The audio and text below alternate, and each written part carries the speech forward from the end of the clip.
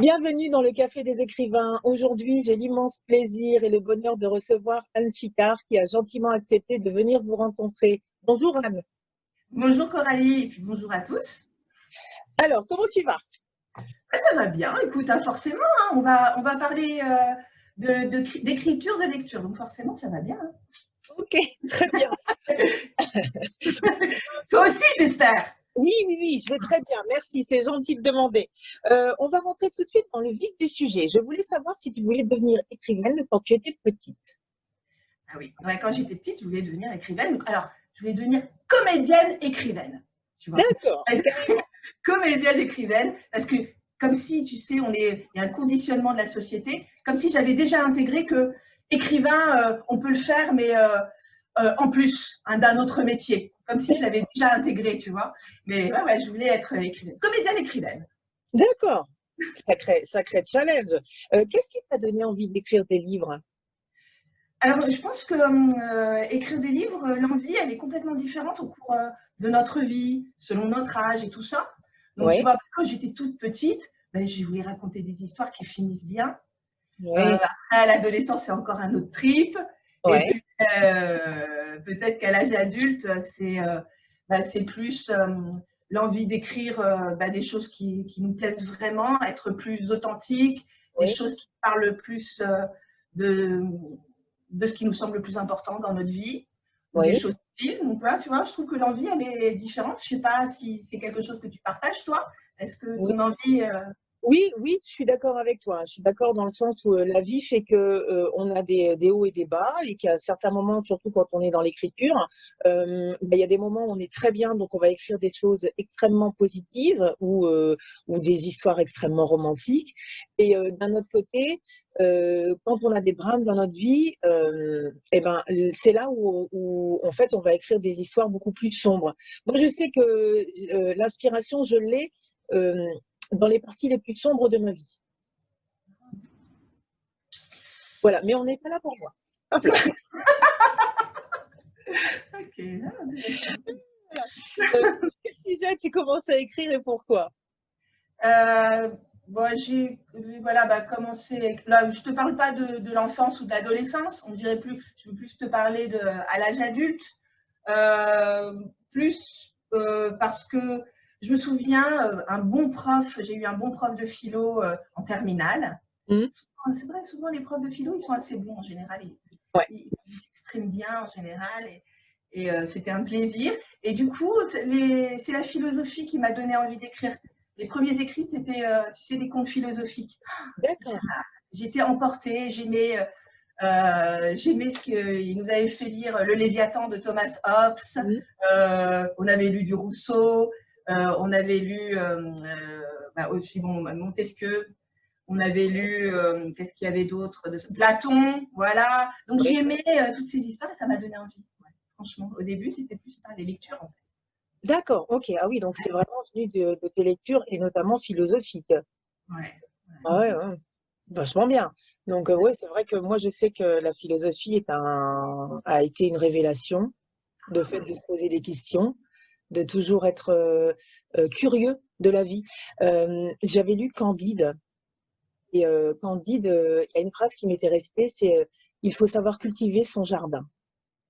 Et c'est vrai que je ne comprenais pas à l'époque ce que ça voulait dire, et c'est en vieillissant en fait qu'on comprend en fait, le sens de cette phrase qui, au départ, on imagine quand on est jeune un jardin, un potager qu'il est en train de faire, alors que finalement, en vieillissant, ben, on comprend que c'est son intérieur c'est son moi qu'il faut cultiver pour justement qu'il soit épanoui et qu'on se sente bien dans la vie, dans notre propre vie. Donc, Ouais, c'est ça. compris plus Ouais. tard. Ouais, c'est ça. Et puis ça, ce que tu dis, ça rejoint aussi l'idée du si tu veux changer le monde, déjà commence par te changer toi. Voilà, c'est ça, c'est exactement ça, c'est tout à fait ça, c'est tout à fait ça. Donc, c'est vraiment parti sur la philosophie, quoi. C'est ce qui Au départ, c'était ça, oui. Au départ, voilà, j'aimais écrire des contes philosophiques. Je me prenais pour Platon. Je me prenais pour…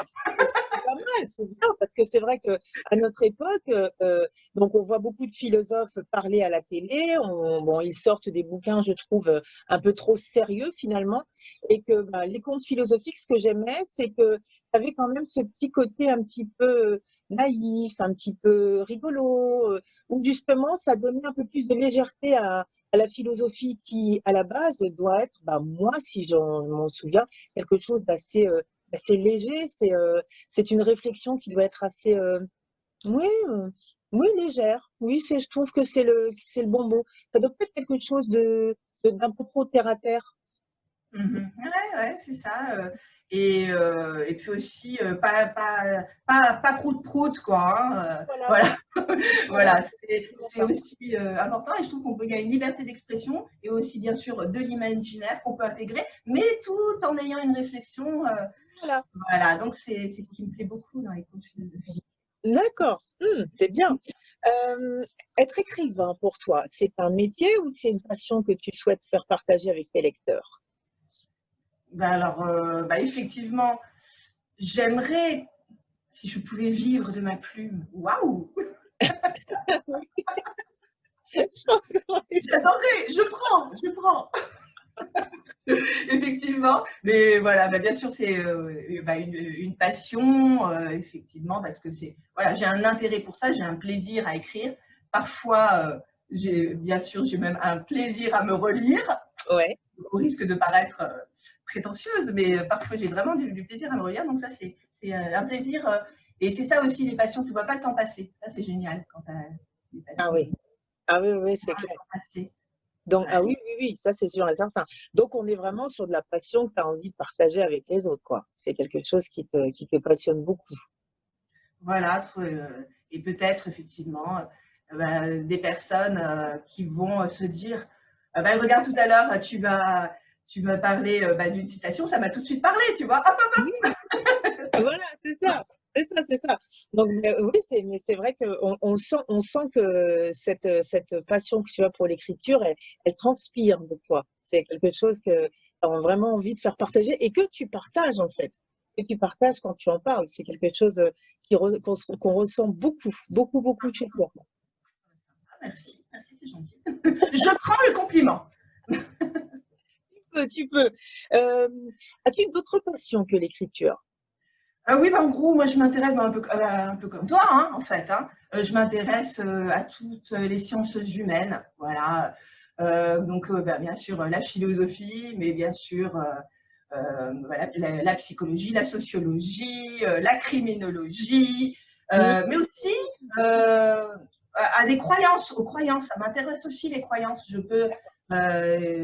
Comment fonctionnent les croyances, les différentes religions, mais ça peut être des croyances du type astrologie, voilà. Je m'intéresse à plein de choses et puis je prends ce qui me parle, Hmm.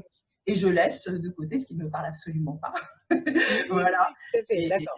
Mais aussi la généalogie, et c'est tout ce qui finalement nous permet d'avoir une meilleure connaissance de nous Hmm.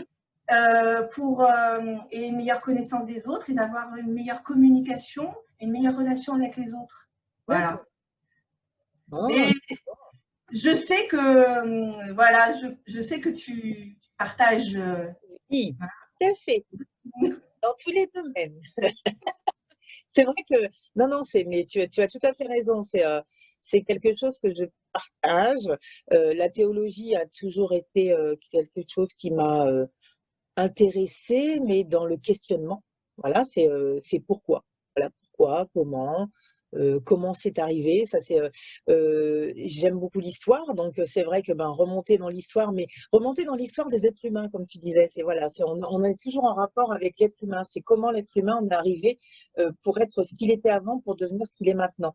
Par contre, Ouais. il y a un truc qui m'intéresse dans ce que tu as dit, c'est la criminologie. Alors ça, c'est quelque chose qui m'a toujours intéressée, mais je n'ai jamais pris le temps d'ouvrir le rideau. Voilà. C'est quelque chose voilà, qui me parle dans le sens où voilà, j'écris mon premier thriller, mais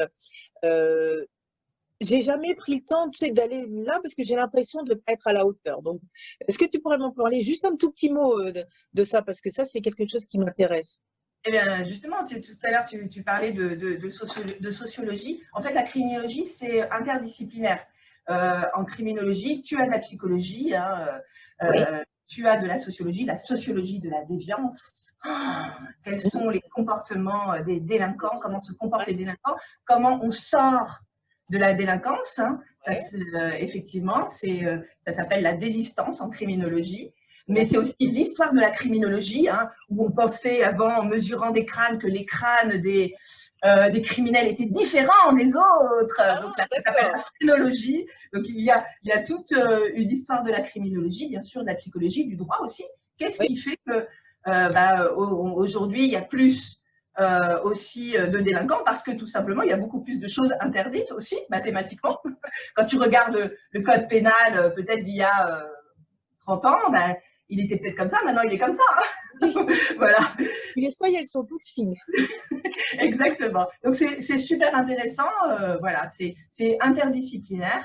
Oui. Et voilà, bon, après on se spécialise, hein. Tu as des criminologues qui vont se spécialiser dans le trafic de stupéfiants, dans la mafia, dans les tueurs en série, bien évidemment. Bon, D'accord. moi, ma spécialité, ce sont les violences intrafamiliales en criminologie.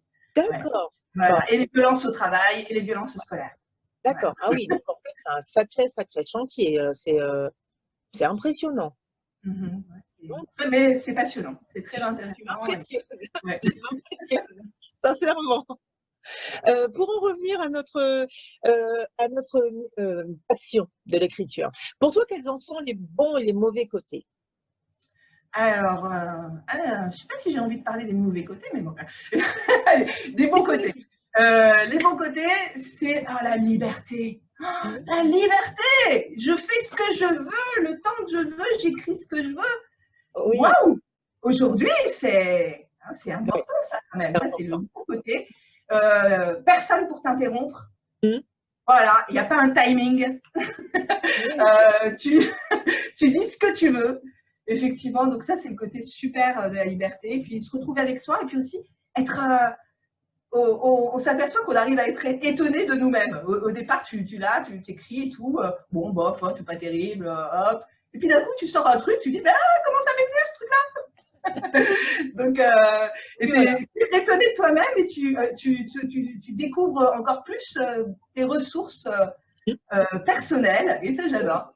Est-ce D'accord. que ça te fait ça aussi, toi? Ça te fait ça Heu, aussi? oui, ça me le fait de temps en temps, mais vraiment quand je suis, partie pour écrire, un petit moment, ce qui n'est pas le cas en ce moment. Ça va revenir, c'est sûr, c'est sûr. Je sens. Voilà, c'est ça. Voilà. Alors là, j'aurais 3 questions en une. Où écris-tu? À quel moment de la journée et combien de temps tu passes à l'écriture? Ah ouais, alors moi, j'ai une petite tendance à complètement m'éparpiller, ça aussi, pour l'écriture, c'est pas bon.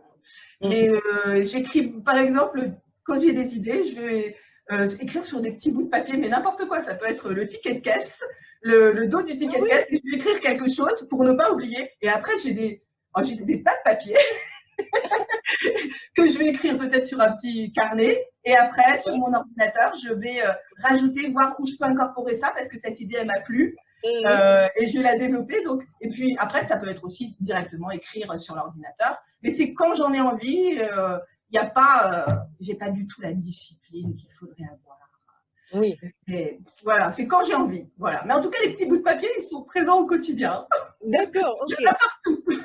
OK. Alors dans mon jargon, on appellerait ça un bordel organisé. C'est ça. Voilà. Tu m'as bien cerné. Tu m'as bien cerné. Donc, pour revenir à la prochaine question, donc en fait, on peut dire que tu travailles à la fois sur ordinateur et sur papier, c'est 50-50 finalement. Voilà, tu vois, par exemple, j'ai une amie qui m'a offert un beau petit carnet avec Mmh. mon prénom. Et tu vois, après mes petits papiers, je vais écrire. Et je vais écrire des petites choses comme ça. Et puis, après, voilà, ça me plaît. J'efface. Parfois, je dis, oh, mais je croyais que c'était super, mais c'est pas terrible. Oui, voilà.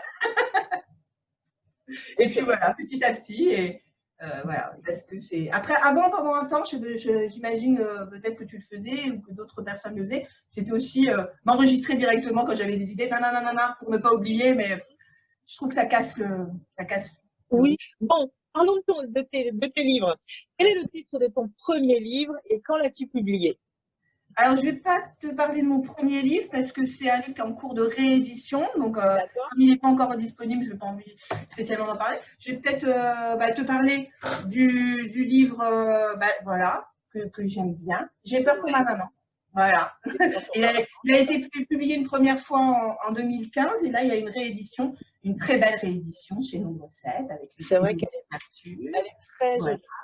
Édition de luxe. Édition de luxe. Parce que ça le vaut bien. Oui. Voilà, le sujet. Voilà, donc ça c'est celui-ci. Et puis là, il a été réédité cette année. D'accord. Est-ce que tu pourrais m'en dire un peu plus? Oui, alors ça s'appelle J'ai peur pour ma maman. Donc Ouais. c'est un livre sur les conséquences des violences conjugales sur les enfants. Parce que les enfants, ils sont co-victimes de violences conjugales. Hein. Mhm. Il ne faut pas penser quand un enfant il vit dans la violence, quand maman subit des violences, que ce soit des insultes, du harcèlement, de la violence physique, eh bien l'enfant est impacté aussi, il est aussi victime. Oui. Voilà, donc il y a une histoire qui a été faite uniquement, je n'ai rien inventé. Hein. Je n'ai fait que écouter les gens. Mhm. Parce que bon, c'est mon métier, hein, ça faisait 20 ans que, voilà, que je peux écouter des victimes et aussi des auteurs. Donc j'ai juste écouté et écrit ce qu'ils disaient. Donc j'en ai fait une histoire. Et après, tu as une deuxième partie qui explique les mécanismes de la violence et puis quelles sont les conséquences des violences conjugales sur les enfants. Mhm. Je fais une petite partie qui me tient à cœur aussi, c'est, tu sais, le lien entre la maltraitance animale et les violences intrafamiliales. Voilà. Donc, j'explique un petit peu, je fais un petit topo là-dessus. Et puis, il y a bien sûr les adresses utiles, les contacts utiles, et puis comment s'en sortir et tout ça. Donc, un livre d'utilité publique, ma chère. D'utilité publique, c'est tout à fait ça, c'est exactement ça. Donc, pour en revenir à ce qu'on disait, donc j'ai bien compris que j'ai peur pour ma maman, c'est que c'est un livre donc sur les violences intrafamiliales et l'impact que ça pouvait avoir sur les enfants. Mais est-ce que tu as écrit d'autres livres, ça tu m'en as parlé, et ils sont de quel genre ceux-là? Alors voilà, en gros, j'écris des livres, on va dire, utiles, plutôt en lien avec mon travail, hein, parce que j'ai travaillé 20 ans en prison et aussi je suis thérapeute et puis je suis et aussi auprès des victimes, j'ai animé beaucoup de groupes de parole pour des personnes victimes. Oui. Voilà, donc c'est les livres utiles, plus en lien avec mon travail. Et puis après, les livres juste plaisir pour moi. Voilà, donc soit les contes philosophiques, j'adore. Ouais. Ou ce que j'ai une passion aussi pour les proverbes et les citations, j'adore, on en a parlé tout à l'heure. Ouais, et donc, ça peut être aussi ça, là. Je travaille sur un deuxième tome, là, j'ai fait proverbes et citations, il y en aura pour tout le monde. Et mon petit truc, alors je vais mettre mes lunettes rapidement. Tu vois, par exemple, proverbes et citations pour ceux qui savent déjà qu'ils ne savent rien, autrement dit pour les sages. Proverbes et citations pour se rappeler que nous sommes tous responsables de notre vie. Et proverbes et citations pour la postérité. Proverbes et citations pour les jaloux et les jalouses qui ont besoin de travailler sur leurs failles narcissiques. Ah oui, quand même, c'est pas mal. Je pense qu'il y a certains qui auraient besoin de ce genre de bouquin. Voilà. Ah, encore un deuxième livre d'utilité publique. Exactement. Voilà. Donc, mesdames et messieurs, nous avons donc 2 livres d'utilité publique. Donc, n'oubliez pas de cliquer à la fin de la vidéo sur les liens. Qu'est-ce que je voudrais dire? Oui, lequel de tes livres, par rapport à ceux que tu as écrits, va être ton préféré? Alors, mon préféré, j'ai 2 catégories préférées. Hein. Ouais. J'ai bien sûr, j'ai peur pour ma maman parce que à travers ce livre, c'est toutes les personnes que j'ai pu rencontrer. Enfin, j'ai regardé, je pense que c'est environ 10 000 personnes que j'ai pu rencontrer, que ce soit dans le cadre en prison ou auprès des victimes ou des groupes que j'animais. Donc, c'est plein de trésors en fait. Hein, c'est des trésors. Donc ça, ce livre, c'est toutes ces personnes que j'ai pu rencontrer. Donc forcément, c'est un livre qui me tient à cœur. Ah, oui. Mais quelque part, ce livre, c'est que ce que j'ai observé. Hein. Oui, tout à fait. Observé, ce qu'on peut analyser, voilà. Mais il y a 10 000 personnes là-dedans. La Bible est Elles sont personne. un peu serrées quand même. Pardon. Voilà, c'est ça. Donc ça, c'est les livres aussi utiles. Hein. Aussi Ouais. un livre sur la prison et tout ça. Et puis après, il y a des livres qui parlent encore, qui parlent plus de moi, quoi. Qui parlent plus de moi. Donc les livres sur les citations, les contes philosophiques, hein, ça parle de moi en fait. Oui, oui, oui, tout à fait. Voilà. Donc c'est où là je m'éclate. Et puis là, j'ai un livre parce que je suis partie. On a tout vendu. On est parti au Nevada. On a vendu tout et on a tout perdu aux États-Unis. Et du coup, bien avant notre départ, j'avais commencé mon bouquin. Et tu sais, sur qu'est-ce que je garde. Ah, on vend rien, on vend tout. Qu'est-ce qu'on garde pas. Et petit à petit, donc ça, c'est le bouquin. Et puis après, là, on est revenu en France, malheureusement. Désolée. On est revenu en France. Et puis, donc là, je le termine. Et je ne sais pas quand je vais le terminer, celui-là. Mais tu vois, c'est celui-là aussi me tient à cœur parce que forcément, c'est tout ce parcours, toutes les questions qu'on se pose quand on quitte son pays. Ouais. Et j'adore tout ce qui est les autres cultures, l'interculturalité. Connaître les autres cultures permet aussi de mieux se connaître soi. Voilà, j'ai la chance de parler avec des personnes de 60 nationalités différentes. Donc, c'est énorme. Voilà, c'est bref, j'ai essayé d'être, mais j'en ai trop dit. Non, mais c'est super. Tu as une vie extrêmement riche, tu es une personne incroyable qui a une vie faite je veux dire, j'ai l'impression que tu as eu plusieurs vies en une seule vie, quoi. C'est vraiment, ouais, c'est incroyable. C'est quelqu'un d'hallucinant. Voilà, pour moi, et c'est un très beau compliment que je te fais, même si les mots sont mal choisis. Mais ouais, non, sincèrement, je suis admirative, ouais, du parcours, je suis très admirative. Je sais que travailler en prison, faut avoir un caractère très fort. Moi, me connaissant, je passerais ma vie à pleurer par rapport aux différentes situations. Mais j'admire les gens qui ont ce courage, parce qu'il faut avoir beaucoup de courage pour aller travailler en prison, ce courage et cette force pour justement faire face à des situations qui nous dépassent, nous simples citoyens. C'est quelque chose qui, moi, me dépasse, ouais, clairement. Ouais. Mais tu sais, globalement, les détenus vont être plutôt très sympas et très intéressés par plein de choses. Voilà. Moi, j'animais des ateliers, mais tu verrais l'intérêt qu'ils avaient. On parlait de philosophie, on parlait de sociologie, on parlait de tout. Hein. Et voilà, le public en détention, en fait, il a vraiment envie d'apprendre, il a envie d'évoluer. Bah, forcément aussi, ils sont en prison.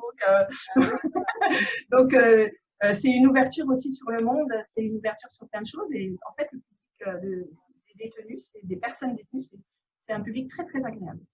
D'accord. Ouais. C'est bien, c'est vrai que c'est quelque chose qu'on ne nous montre pas forcément, tu vois. C'est pas quelque chose que l'on montre généralement quand tu regardes les reportages à la télé, par exemple.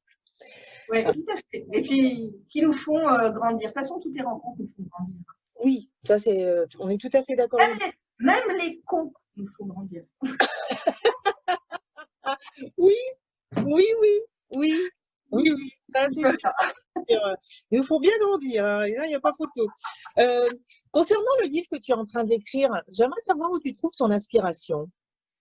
Alors, là, sur le feu, il y a les deux. Hein. Donc, il y a celui dont je t'ai parlé, c'est tout ce qu'on abandonne quand on quitte son pays. Voilà. On devient expat. Le titre, je vais quand même le dire, même si c'est pas sorti. Donc, si on me le pique, c'est pas grave. C'est Nevada à tout prix. Ah, Nevada à tout prix. Nevada à tout prix. Le jeu de mots. Nevada à tout prix. Et puis, après, j'ai l'autre livre aussi qui me tient à cœur. Tiens, je ne vais pas parler du livre que j'ai écrit, mais juste d'un livre où on m'a demandé de faire la préface.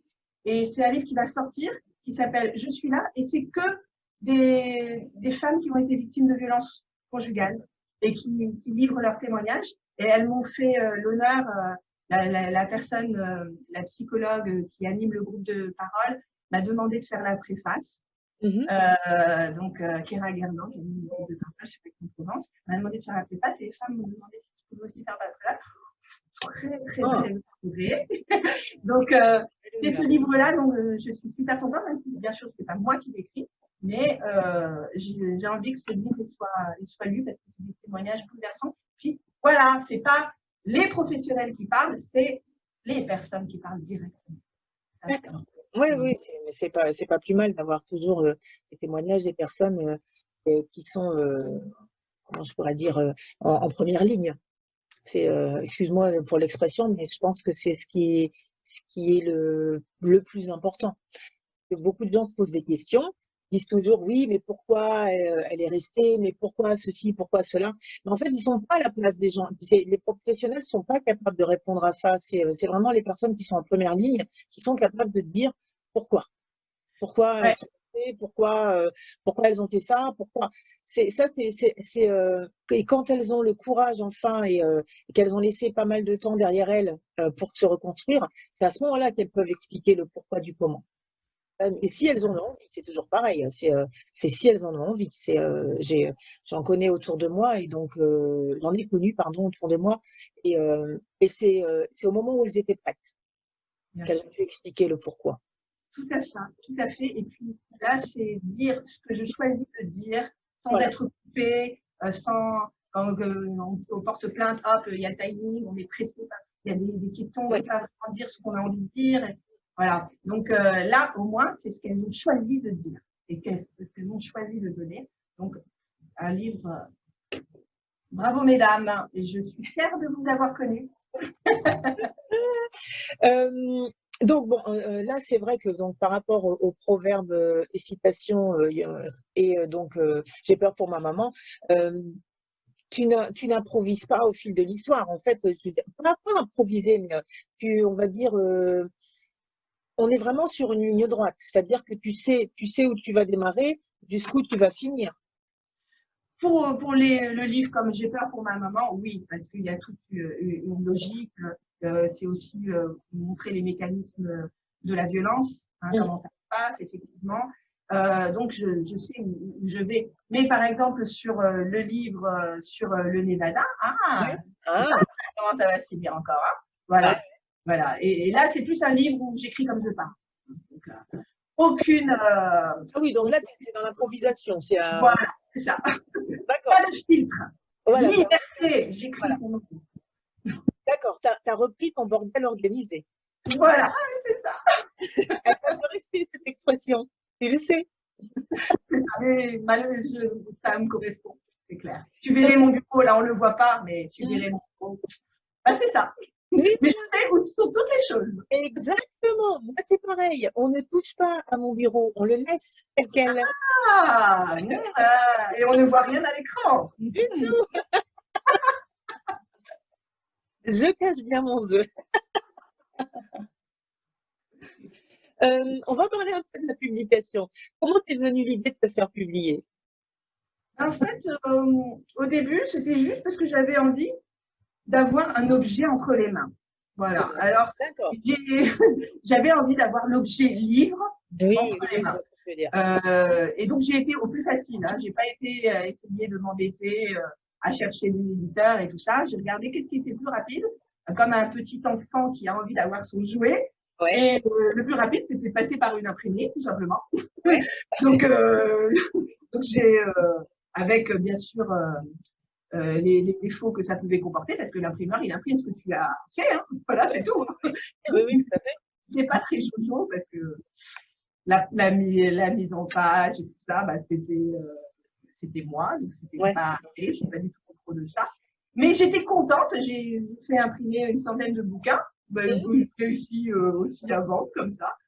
Et bah, j'étais très très contente et c'était aussi apprendre ce qu'il fallait faire et ce qu'il fallait surtout pas faire. Oui, tout à fait. C'est clair. C'est clair. Oui, oui, oui. Ouais. Par exemple, j'avais écrit une police toute petite, j'avais utilisé une police toute petite, c'est illisible. Moi qui ai maintenant mes lunettes, mais je me dis, mais pourquoi j'ai fait ça? Ah oui, parce que disons que par exemple pour moi, bon là moi j'ai pas mes lunettes, mais sinon c'est avec une loupe que je pouvais lire ton livre en fait. C'est ça? Exactement, donc catastrophique.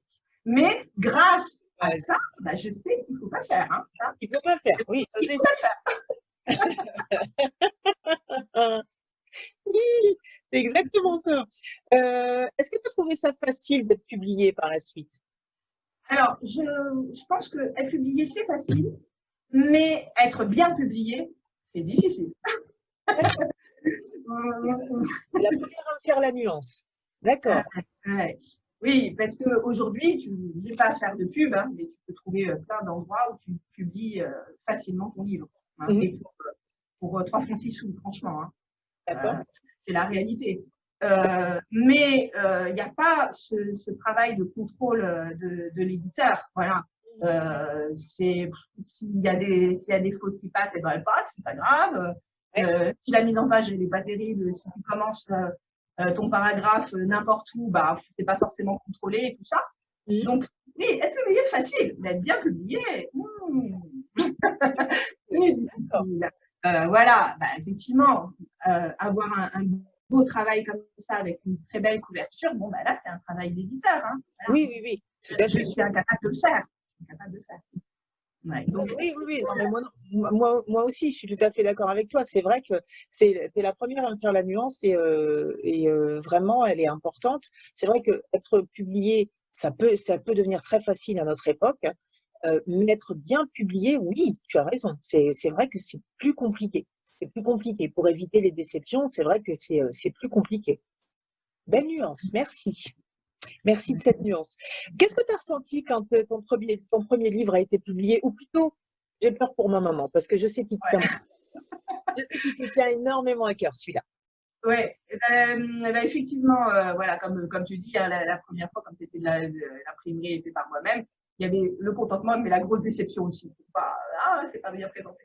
Là, waouh, c'est pro. Voilà, c'est un livre qu'on peut mettre en avant en librairie. Ouais. Voilà, c'est un livre dont on est fier, c'est un livre qu'on peut mettre dans la bibliothèque. Voilà. Et Ah ouais, t'en es fière.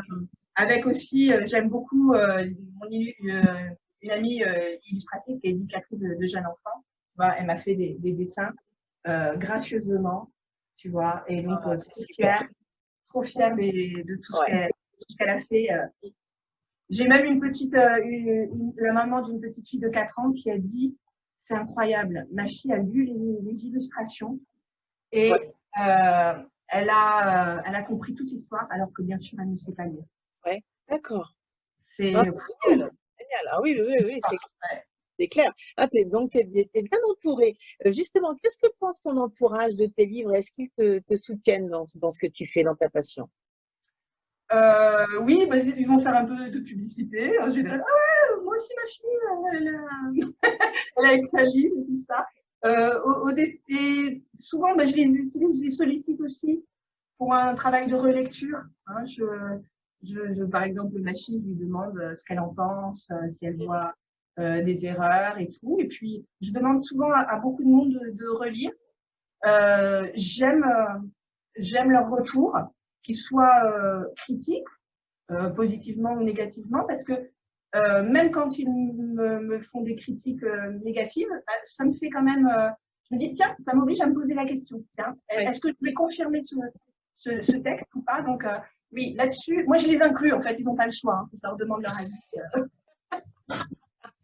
D'accord. Ah oui, ah oui, tu leur laisses pas le choix. C'est, non, non, tiens, allez, t'as rien à faire. Alors, Ouais, regarde ça. Et puis tu me diras ce que t'en penses. Voilà. voilà, effectivement, c'est exactement ça. Est-ce que toi, tu fais lire aussi tes textes autour de toi? Moi, il n'y a qu'une personne qui a le droit de les lire, c'est mon mari. Ah, Voilà. C'est assez restreint, tu vois, comme.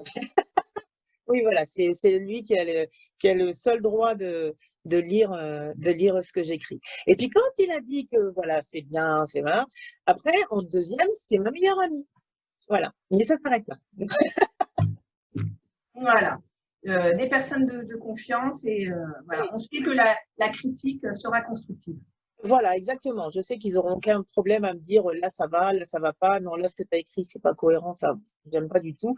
Voilà, comment, cette franchise qui va être là, cette honnêteté qui fait du bien, en fait. Et puis qui est pas, comprend en fait avec beaucoup de, comment dirons-nous, avec beaucoup de philosophie. Parce que justement, c'est des gens qui nous aiment, donc ils nous aiment avec nos beaux et avec nos mauvais côtés. Donc c'est vrai que c'est intéressant. Tu Continue, hein. que tu continuais à écrire. Ce que je voudrais savoir, c'est si tu vas en fait te faire publier de nouveau. Oui, bah là j'ai un livre en réédition, hein, Oui, qui fonctionne bien, lié à la prison. Et puis voilà, les prochains livres, j'ai un livre de témoignages encore de femmes victimes de violences qui me tient à cœur, que je vais ouais. terminer. Et puis aussi mon livre sur mon aventure américaine. Pour ton aventure américaine. Et j'ai un conte encore philosophie. Voilà. Et qui est Et, inspiré, ouais, qui est inspiré de l'anneau magique de Gilliatt dans la République de Platon. Donc celui-là, j'attends les illustrations, mais sinon il est prêt depuis longtemps et il est traduit en 5 langues. Mazet. C'est dingue. Ouais. En 5 langues. Ouais. En coréen, en anglais, en russe. Qu'est-ce que j'ai d'autre? En coréen, en russe, en Anglais, français. Donc, c'est ma petite grâce à des élèves, parce que je connais plein de personnes de différentes nationalités. Je leur demande, Ouais. est-ce que tu pourrais me traduire?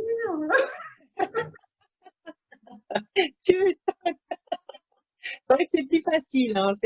Non, non, mais c'est bien, tu as raison. Au contraire, c'est ça aussi que j'aime dans l'écriture, c'est cette démocratisation mondiale que ça peut permettre. Et, on ne parle pas forcément les mêmes langues, mais les romans que l'on peut écrire, que l'on peut faire traduire, hein, permettent de ressentir les mêmes émotions, quelle que soit notre nationalité. Et ça, je trouve ça vraiment très intéressant. Ça, ce serait un rêve. Ouais, ce serait un beau rêve que de pouvoir se faire traduire dans différentes langues. Non, félicitations, ma grande. C'est pas donné à tout le monde. Donc, félicitations. J'ai des filières. D'accord.